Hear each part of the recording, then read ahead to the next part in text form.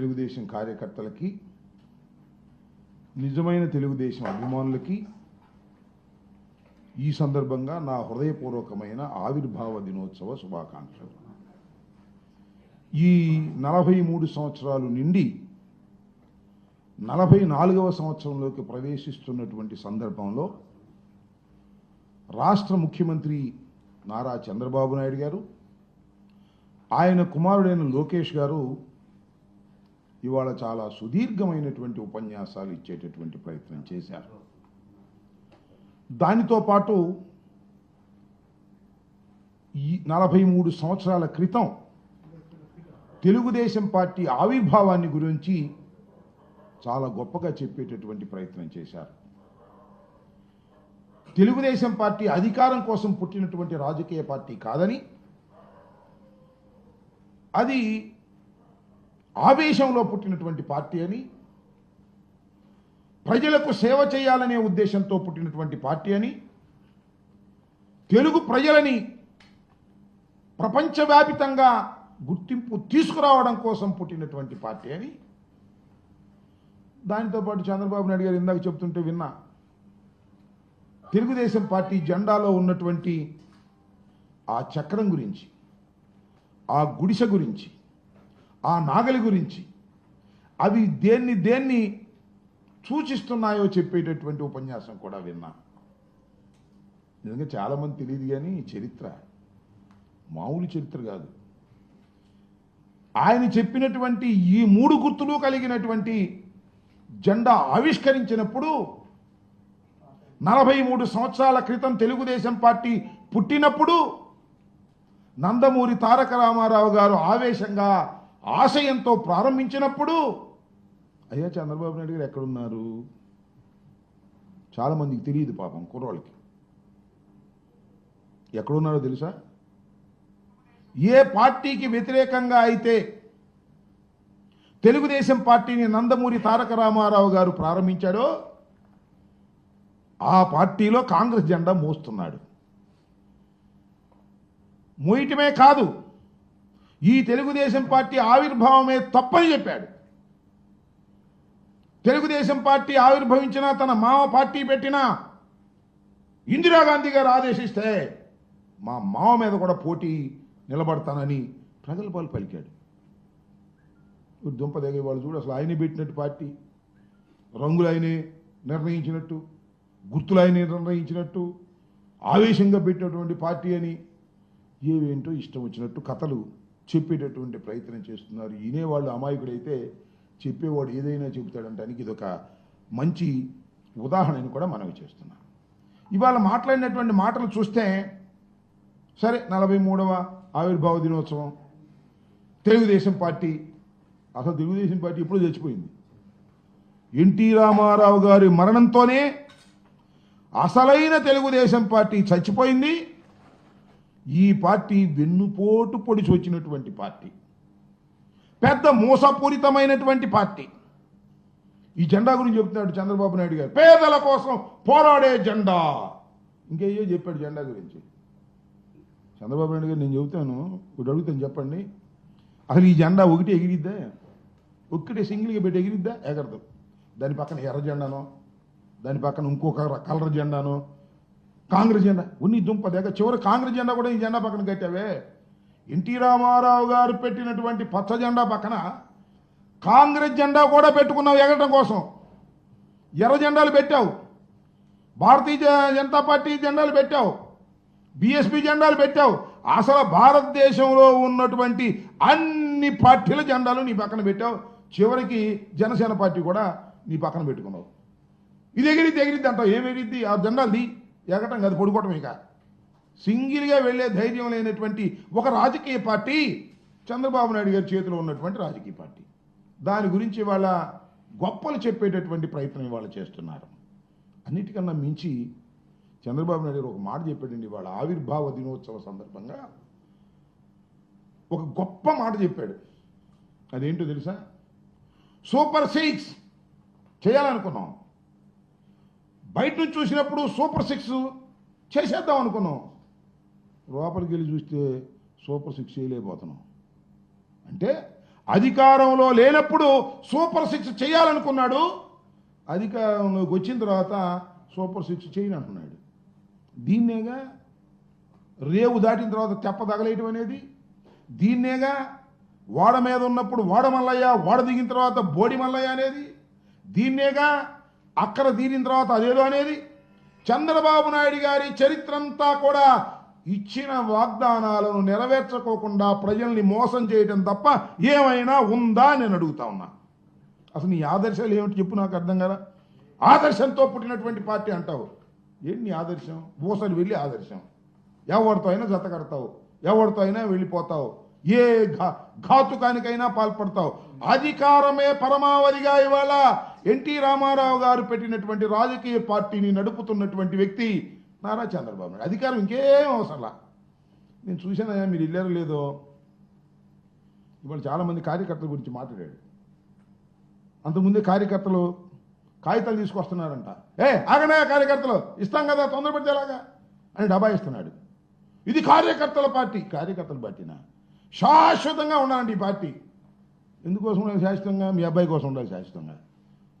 అసలు ఏంటి నాకు అర్థం కాల. చంద్రబాబు నాయుడు గారు, మీరు 4వసారి ముఖ్యమంత్రి అయ్యారు, ఇన్ని సంవత్సరాలు పరిపాలన చేశారు, మీ చరిత్ర ఏంటి?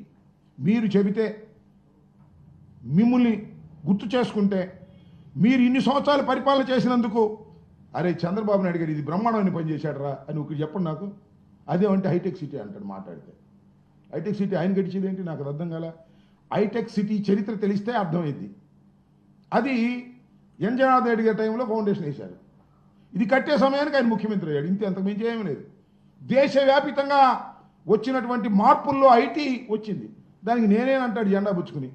ఐటీని అభివృద్ధి చేసింది నేనంటాడు. ఈ లేకపోతే ఐటీ లేనట్టుగా. ఏది ఒక్కటి చెప్పు. రాజశేఖర రెడ్డి గారు నీకన్నా తక్కువ కాలం పనిచేశాడు ఈ రాష్ట్రానికి ముఖ్యమంత్రిగా, 5 సంవత్సరాలు 3 మాసాలు. ఈ లోపల హఠాత్తుగా చనిపోయాడు. ఆయన చెబితే అనేకమైనటువంటి కార్యక్రమాలు గుర్తొస్తాయి.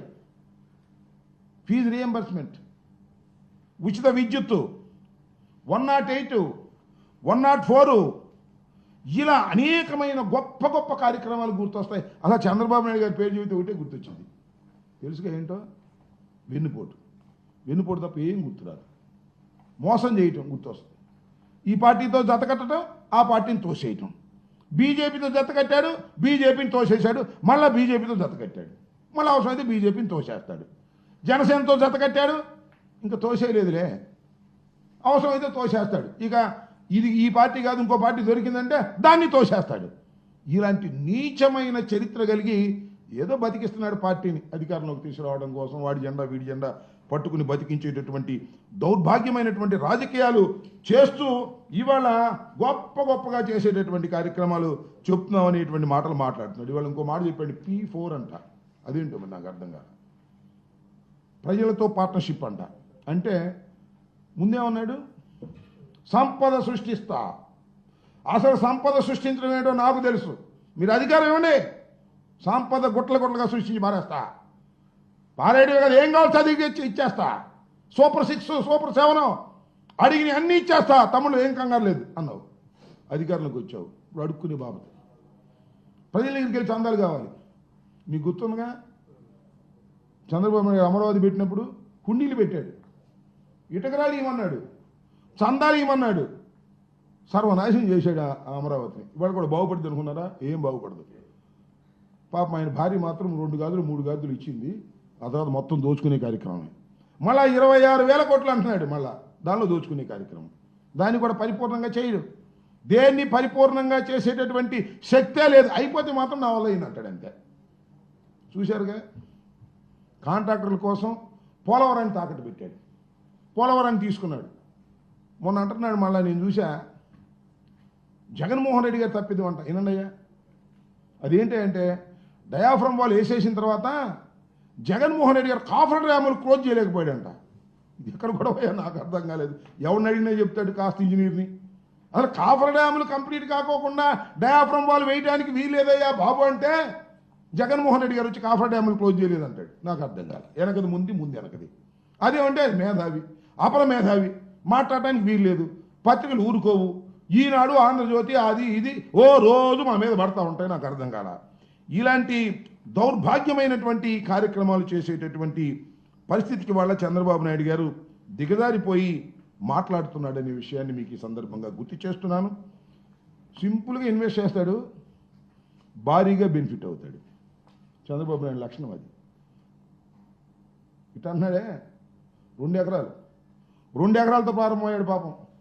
ఇవాళ ఎన్ని వేల కోట్లండి, ఎన్ని లక్షల కోట్లండి. ఇవన్నీ కష్టపడి శిక్షాదికి సంపాదించాడా నాకు అర్థం కాల. లేదా మీ నాన్నగారు సంపాదించాడా? దోచుకోవడమేగా పని, అవినీతిగా పని. అధికారంలోకి వచ్చిన దగ్గర నుంచి అవినీతి తప్ప రెండో పనే లేదు. దోచుకోవటం, దోచుకునే కొత్త కొత్త మార్గాలు అన్వేషించేటటువంటి కార్యక్రమం. ఏమి నీ చరిత్ర? హైదరాబాద్ టక్కన దొరికిపోయావే, క్యాష్ ఇస్తా ఎమ్మెల్సీకి. ఇవాళ ఈ దేశంలో, భారతదేశంలో ఆంధ్రప్రదేశ్ అంత ఎక్కువ ఖర్చు ఎన్నికలకు అవుతుంది అంటే చంద్రబాబు నాయుడు దానికి కారణం. ఆయన డబ్బులు దోచుకోవడం, జనానికి పంచడం, ఎన్నికలకు వెళ్ళటం అనేటువంటి ఒక దుష్ట సాంప్రదాయాన్ని అతి వేగంగా తీసుకొచ్చినటువంటి వ్యక్తి నారా చంద్రబాబు నాయుడు గారు అనేది ఈ సందర్భంగా నేను మనవి చేస్తున్నాను. సరే, చంద్రబాబు నాయుడు గారు ఎట్లా ఉంటే వాళ్ళ అబ్బాయి ఉండడం ఇంకో ఆయన లోకేష్ గారు. అనుభవం ఉందో లేదో నాకు తెలియదు, అర్హత ఉందో నాకు తెలియదు, కానీ చంద్రబాబు నాయుడు గారు కుమారుడు కాబట్టి అడ్డగోలుగా వచ్చి మంత్రి అయ్యాడు, పరిపాలన చేశాడు. డామును మునిగిపోయింది, ప్రభుత్వం పడిపోయింది. మళ్ళీ మంగళగిరిలో గెలిచాడు. మొన్న గాలిలో 3 జెండాలు 4 జెండాలు పట్టుకోవటం వల్ల గెలిచాడు, మళ్ళీ మంత్రి అయ్యాడు. ఇవాళ విర్రవీగుతూ ఉన్నాడయ్యా దుంపదేగా. ఇవాళ చూసి నేను మాట్లాడతాను, రెడ్ బుక్, ఎక్కడికి వెళ్ళినా రెడ్ బుక్ అంటే చర్చ జరుగుతూ ఉంది. బాగానే ఉంది. రెడ్ బుక్ చూస్తేనంట కొందరికి గుండె జబ్బు వస్తుందంట, కొందరేమో బాత్రూంలో పడి చేతులు ఎరగొట్టుకుంటున్నారంట. వ్యంగ్యం రాజా, భలే వ్యంగ్యం మాట్లాడతావు రాజా నువ్వు. అంటే రెడ్ బుక్ చూసి మా నానికి గుండె జబ్బు వచ్చిందంట, కొడాలి నానికి. రెడ్ బుక్ చూసి మా పెద్దిరెడ్డి గారు బాత్రూంలో పడిపోయాడంట. అదేగా నీ అర్థం? రాజా, లోకేష్ బాబు, పసిరాజా, గుర్తుపెట్టుకో. మీ నాన్నగారు స్కిల్ స్కామ్ కేసులో వెళ్ళాడుగా జైలుకి, రాజమండ్రి కోర్టులోకి వెళ్ళి రిమాండ్ ఇవ్వడానికి లేదని ఇవాళ 2,86,00,000 పే చేసినటువంటి లోద్రాన్ని తీసుకొచ్చారుగా, ఆర్గ్యూ చేశారుగా మఫ్సల్ కోర్టులో, సిఐడి కోర్టులో. సాక్షాత్తు ఢిల్లీ నుంచి స్పెషల్ ఫ్లైట్లో వచ్చి ఏసీబీ కోర్టులో ఆర్గ్యూ చేశాడు. చంద్రబాబు నాయుడు గారిని రిమాండ్కి పంపడానికి వీల్లేదు, రిమాండ్ తిరస్కరించండి అని. అయినా కోర్టు వారు, న్యాయస్థానం, జ్యుడిషియరీ సాగనంపారు. కోర్టుకు వెళ్లాల్సిందేను, జైలుకి వెళ్లాల్సిందని. వెళ్ళిన తర్వాత రాజా, లోకేష్, మీ నాన్న పాటలు ఏం పడ్డారయ్యా, దద్దురు అన్నారు. దద్దుర్లు కింద దాకా, వెన్నుపూసు కింద దాకా వచ్చేస్తున్నాయి అన్నారు. రాత్రిపూట దోమలు కొడుతున్నాయి అన్నారు. అంతేకాదు శరీరంపై పొక్కులు ముడుస్తున్నాయి అన్నారు. మాకు తెలియదు, మీరన్న మాటలే మీడియాలో. మా నాన్నగారికి శరీరం మీద పొక్కులు ముడుస్తున్నాయండి అన్నారు. అంతేకాదు 750 మంది డ్రగ్స్ తీసుకునేటటువంటి ఖైదీలు ఉన్నారు, దానిలో మా నాన్నగారికి ప్రాణానికి ప్రమాదం అన్నారు. ఉనికిపోయారు. ఇది ఒకటే తక్కువ. మరి వాళ్ళు మాట్లాడుతున్నావు, అధికారం వచ్చేటప్పుడు నువ్వు మాట్లాడుతున్నావు. ఎవరిని? మా నానిని, మా పెద్దిరెడ్డి గారిని. అహం, అంత అహం పనికిరాదు రాజా. ముందుంటుంది ముసళ్ళ పండగ. భగవంతుడు అన్నీ చూస్తూనే ఉంటాడు. ఇవాళ నువ్వు విర్రవీగి ఎర్ర బుక్కు గురించి మాట్లాడుతున్నావే. ఇవాళ రాస్తున్నారు అందరూ, ప్రతి ఊళ్ళోనూ బుక్కులు రాస్తున్నారు. వాట్సాప్ టక టక టక రాస్తున్నారు బుక్కులు. అందరు బుక్కుల్లో నీ పేరే లోకేష్ రాజా అని రాస్తున్నారు. తొందరపడమాక. భగవంతుడు ప్రజాస్వామ్యం చూస్తూ ఊరుకోదు. ఎగతాళిగా గేలి చేసేటటువంటి కార్యక్రమాలు చేస్తే, ఆవిర్భావ దినోత్సవాన్ని మర్చిపోయి ఎగతాళి దినోత్సవంగా మార్చేసేటటువంటి కార్యక్రమాలు చేస్తే కాలం సహిస్తూ ఊరుకోదు, ప్రజలు సహిస్తూ ఊరుకోరు. తెలుగుదేశం పార్టీకి పనిచేసిన వాళ్ళు, అయ్యా మాకు పదవులు కావాలని తిరుగుతున్నారు, కాగితాలు ఇస్తున్నారు, వాళ్ళ సంగతి చూడవయ్యా అంటే ఏం కాదు. కక్ష సాధింపులే ప్రధాన ధ్యేయంగా ఇవాళ నడుపుతా ఉన్నారు. మీ ఆవిర్భావ దినోత్సవం రోజు కూడా మేము సూపర్ 6 చేయము, ఇచ్చిన వాగ్దానాలు నెరవేర్చం, కానీ ఎవరన్నా మాట్లాడితే లోపలేస్తాం, ఎవరన్నా సోషల్ మీడియాలో మాట్లాడితే కేసులు పెడతాం. కోర్టులు ఏ విధంగా స్పందిస్తున్నాయో చూడమని మనవి చేస్తున్నా. మా ప్రేమ్ కుమార్ని అరెస్ట్ చేసినందుకు కోర్టు వారు ఏ విధంగా వార్నింగ్లు ఇచ్చేటటువంటి పరిస్థితి వచ్చిందో ఆలోచించమని మనవి చేస్తున్నా. కాబట్టి మీ రెడ్ బుక్ రాజ్యాంగం కానీ లేదా మీరు ఇచ్చినటువంటి వాగ్దానాలను అమలు చేయకోకుండా పారిపోయేటటువంటి ఒక పిరికి బందల్లాగా మోసగాళ్ళలాగా వ్యవహరిస్తున్నటువంటి మీకు 43వ ఆవిర్భావ దినోత్సవం మీది కాదు, పాపం నందమూరి తారక రామారావు గారిని వారిని అతి దారుణంగా వెన్నుపోటు పొడిచి లాక్కుని ఇవాళ కబ్జా చేసి మీ ఇద్దరు మాట్లాడుతూ ఉన్నారు. ఇలాంటి దుర్మార్గమైనటువంటి పార్టీకి రాబోయే కాలం కాదు ఎప్పుడైనా సరే ఛాలెంజ్ చేసి చెప్తున్నా, సింగిల్గా వస్తే నీకు లేదు, వాడి భుజాల మీద వీడి భుజాల మీద ఎక్కడమో, వాడు కాబట్టి వీడిని వాడుకోవటం, వీడి కాబట్టి వాడు వాడుకోవటం, ఇట్లా అవకాశవాద రాజకీయాలతో బతుకుతున్నది ఆ పచ్చ పార్టీ తప్ప స్ట్రైట్గా వస్తే బతికే పార్టీ కాదు అది. అది ఒక సత్తా లేని పార్టీ, ఊరికి అధికార మదంతో వాపు చూసి బలం అనుకునేటటువంటి రాజకీయ పార్టీ తప్ప శక్తిహీనమైనది ఈ రాజకీయ పార్టీ. 43వ ఆవిర్భావ దినోత్సవాన్ని తీసుకొని 44వ ఆవిర్భావ దినోత్సవానికి ప్రవేశిస్తున్నటువంటి మీ పార్టీ ఒక పేక మేడ లాంటిది, ఎవరిదైనా పడిపోద్దనే విషయాన్ని గుర్తుపెట్టుకోండి. వాళ్ళని వీళ్ళని అడ్డం పెట్టి బతుకుతున్న జీవితాలు మీవి, రాజకీయ జీవితాలు మీవి గుర్తుపెట్టుకోవాలని ముఖ్యంగా చంద్రబాబు నాయుడు గారి కుమారుడైనటువంటి లోకేష్ రాజా గారికి వ్యంగ్యంగా మాట్లాడమాక రాజా, నీకు వ్యంగ్యంగా మాట్లాడితే భగవంతుడు నీకు కావాల్సినంత ఇస్తాడు రాజా అనేది కూడా గుర్తుపెట్టుకోమని ఈ సందర్భంగా చెప్పదలుచుకున్నాను.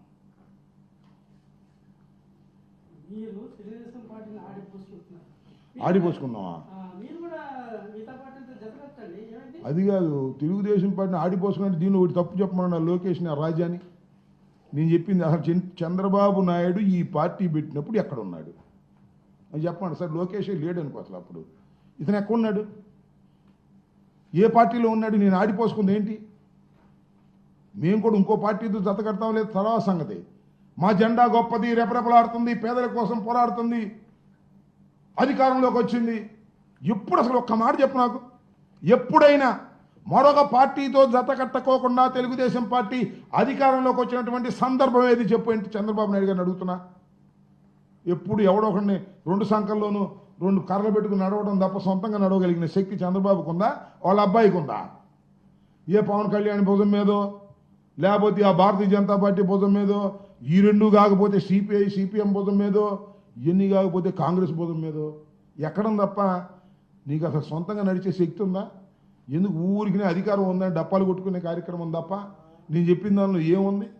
నేను ఎక్కడ ఆడిపోసుకున్నాను, ఎక్కడ అవాస్తవం చెప్పాను చెప్పమని అడుగుతా ఉన్నా. ఇంకా ఓకే.